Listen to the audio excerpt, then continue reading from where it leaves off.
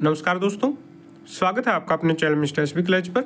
जी हाँ दोस्तों, आइए आज के आउटसोर्सिंग कच्चे क्रम से जुड़ी कुछ खबरों को जल्दी से जान लेते हैं कहाँ से क्या खबर आई है। तो सबसे पहली खबर देख लेते हैं दोस्तों, यहाँ पर कौशल रोजगार निगम से जुड़ी हुई साथियों, यहाँ पर कौशल रोजगार निगम बोर्ड की बैठक हुई है। ये 7वीं बैठक थी चीफ सेक्रेटरी ऑफ हरियाणा की अध्यक्षता में। इसमें दोस्तों यहाँ पर बताया गया है कि हरियाणा कौशल रोजगार निगम विभिन्न विभागों में जल्द करेगा 13,500 कर्मचारियों की नियुक्ति।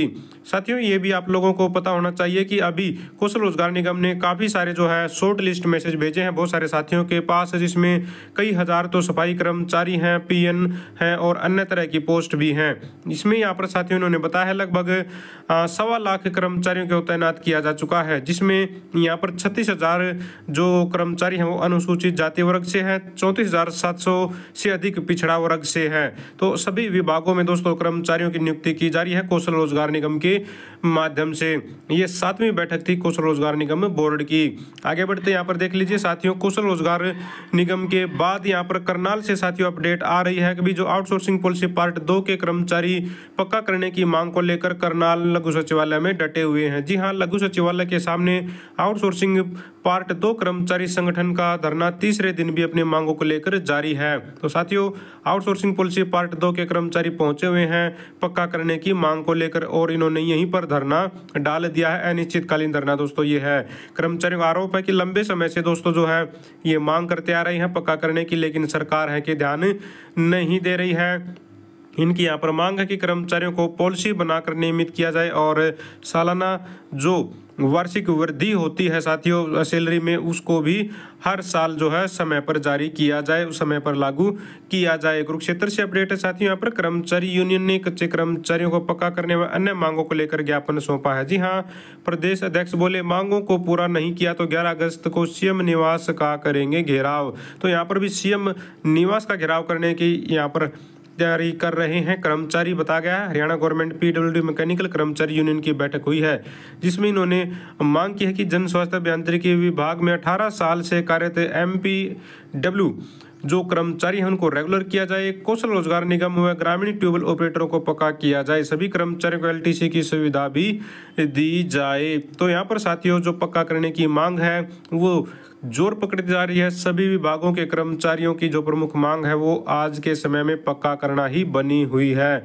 इसके बाद यहाँ पर कुरुक्षेत्र से अपडेट है साथियों, 8 दिन हो गए हैं जो कंप्यूटर ऑपरेटर हैं वो हड़ताल पर हैं। राज्य मंत्री को यहाँ पर ज्ञापन सौंपा गया है। तहसीलों में कामकाज ठप होने से बढ़ रही है जनता की परेशानी। तो साथियों, कंप्यूटर ऑपरेटर जो तहसीलों में या फिर जिला लेवल पर जो काम करते हैं, आरसी रजिस्ट्री का, फर्द जाति प्रमाण पत्र का, इस तरह के कामों को करने वाले जो कंप्यूटर ऑपरेटर दोस्तों हार्ड्रोन के माध्यम से लगे हुए हैं वो हड़ताल पर हैं 8 दिन से, लेकिन अभी तक कोई आश्वासन इनको नहीं दिया गया है, कोई समाधान नहीं किया गया है। तो यहाँ पर कर्मचारी लगातार डटे हुए हैं।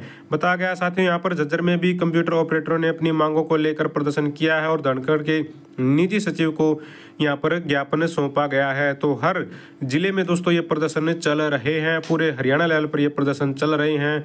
सभी ऑपरेटर हड़ताल पर हैं पिछले 8 दिन से।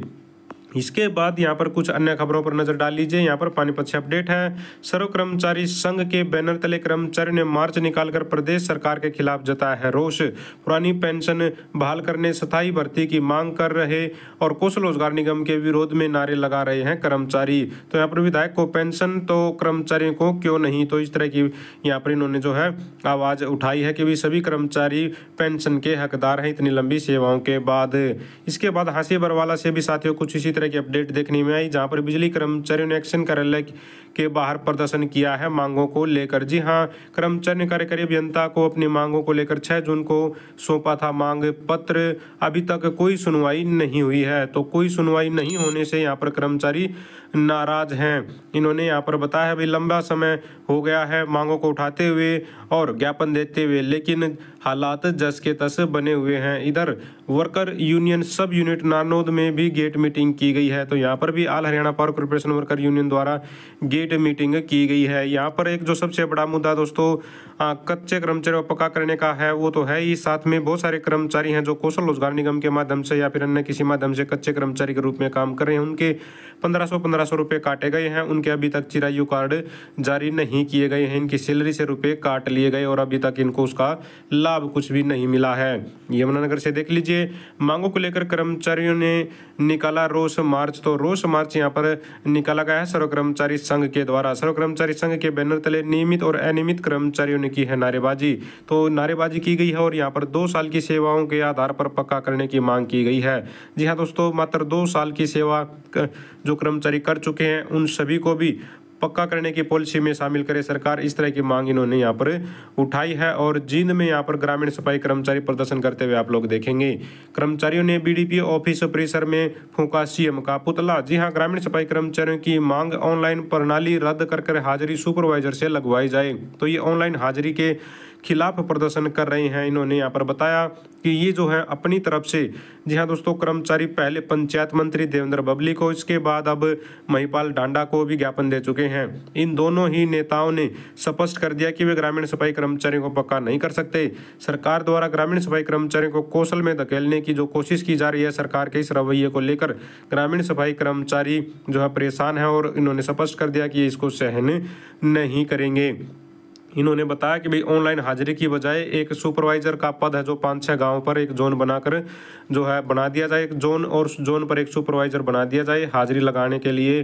तो इससे थोड़ा सा जो है ये राहत महसूस करेंगे, लेकिन ऑनलाइन हाजिरी से ये राहत महसूस नहीं कर रहे हैं, परेशानी है इनको जो वो हो रही है।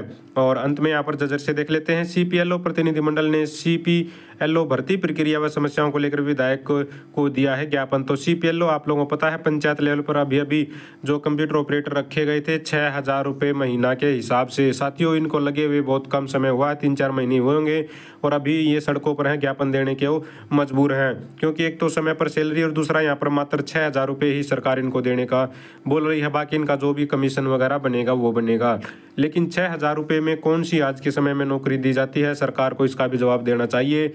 ये बहुत ही बेशर्मी भरा काम है कि 6,000 रुपये में आज के टाइम जो है सरकार खुद ही शोषण कर रही है, तो फिर प्राइवेट जो कंपनियां अगर वो नहीं करेंगी तो फिर उनकी क्या गलती है?